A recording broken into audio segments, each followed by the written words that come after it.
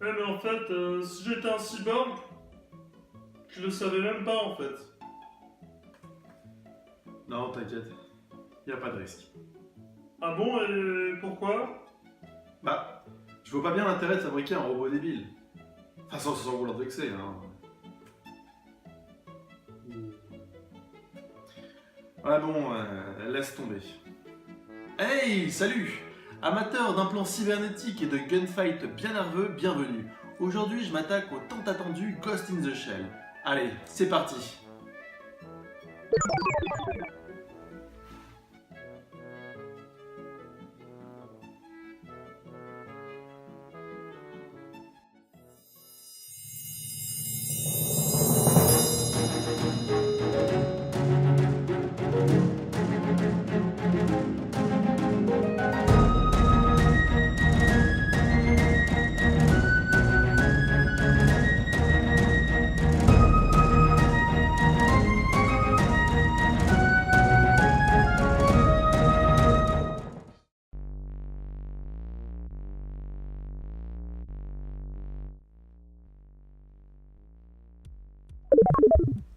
Ah, me voilà revenu. Adaptation en demi-teinte d'un manga à grand succès ou film à l'univers enrichi accompagné de gunfight énergisés. Que vaut vraiment Ghost in the Shell? Ghost in the Shell qui veut littéralement dire fantôme dans une coquille, c'est bien ça?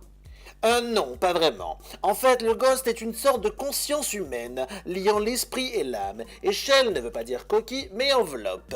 D'ailleurs, le vrai titre est Kokaku Kidotai, qui veut dire policier anti-émeute en carapace offensive. Mais on peut aussi y voir une... Oui, oui, je crois qu'on a compris.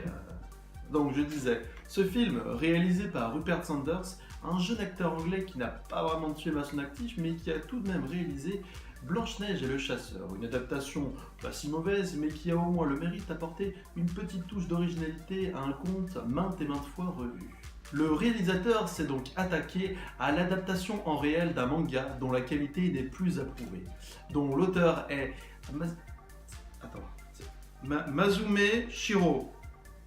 Oui, je sais, j'ai un petit accent japonais de qualité. Personnellement, je ne connaissais pas le manga. Je suis pas vraiment familier de cet univers, mais j'apprécie quand même le genre. Donc vous attendez pas à une comparaison pure et simple du film par rapport au manga. Cette critique restera exclusivement sur le film. Le personnage principal est un cyborg de sexe féminin répondant au doux nom de Motoko Kusanagi, ou Major dans le film. Cette dernière fait partie d'une section anticriminelle, la Section 9. Le film nous raconte la traque d'un cybercriminel connu sous le nom de marionnettiste, mais qui n'est pas vraiment évoqué comme ça dans le film. Ce cybercriminel prend le contrôle des esprits humains en passant via le réseau numérique mondial, une sorte d'évolution d'Internet. Le film nous entraîne alors dans une traque mêlant réflexion sur la condition de l'esprit dans un corps cybernétique et gunfight bien nerveux. Niveau distribution, on retrouve peu de têtes connues, comme Pilou Asbeck. Pilou. Mais qui appellerait son fils Pilou? Bon, bref.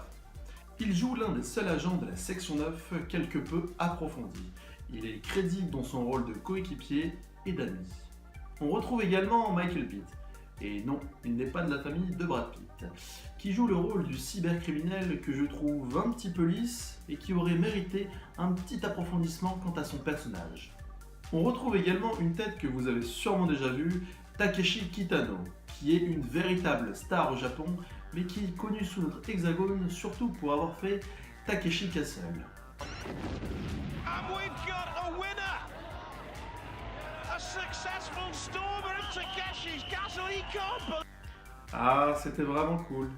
L'acteur joue le rôle du chef de la section 9 et je trouve qu'il a vraiment un charisme de fou. Lors des scènes d'action, il est vraiment badass et on dirait qu'il en a vraiment rien à foutre de ce qui se passe.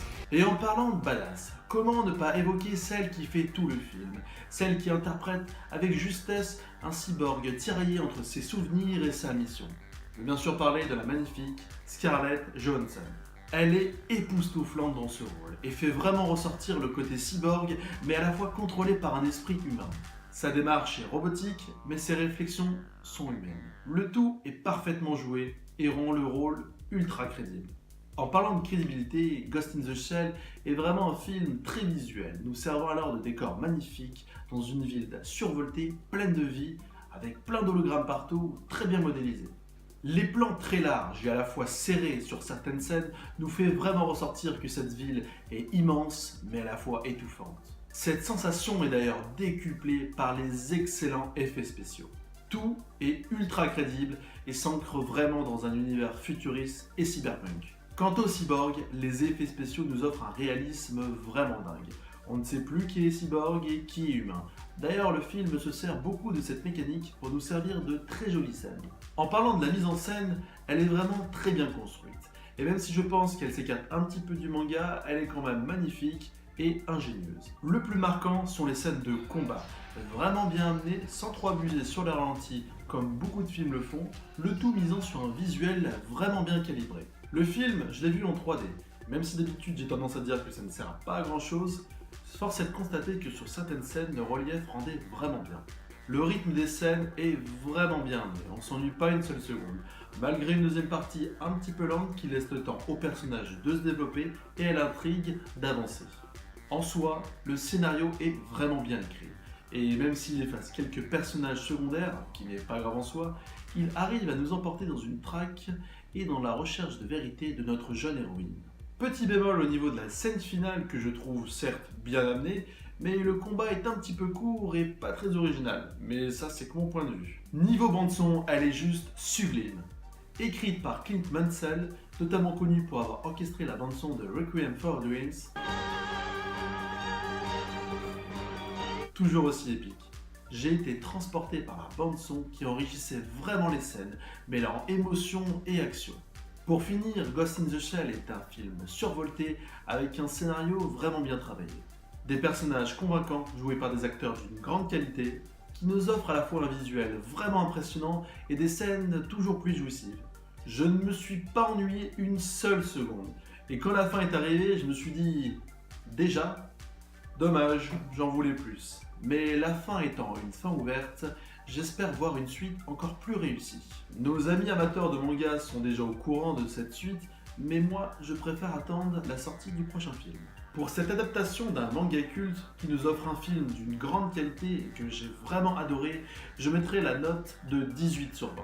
Une note bien méritée pour ce film qui nous offre quelques scènes marquantes et un visuel toujours plus jouissif pour les yeux. Il nous porte également sur une réflexion des plus actuelles et qui m'a touché tout particulièrement. Qu'est-ce qui fait de nous des êtres humains ? Bon voilà, c'est fini pour cette critique de Ghost in the Shell, un film que j'ai vraiment apprécié. N'hésitez pas à mettre un petit pouce j'aime si vous avez aimé la vidéo et vous abonner pour voir la suite de mes aventures. En tout cas, moi ça a été un plaisir de faire cette critique. Je vous dis à bientôt, allez ciao.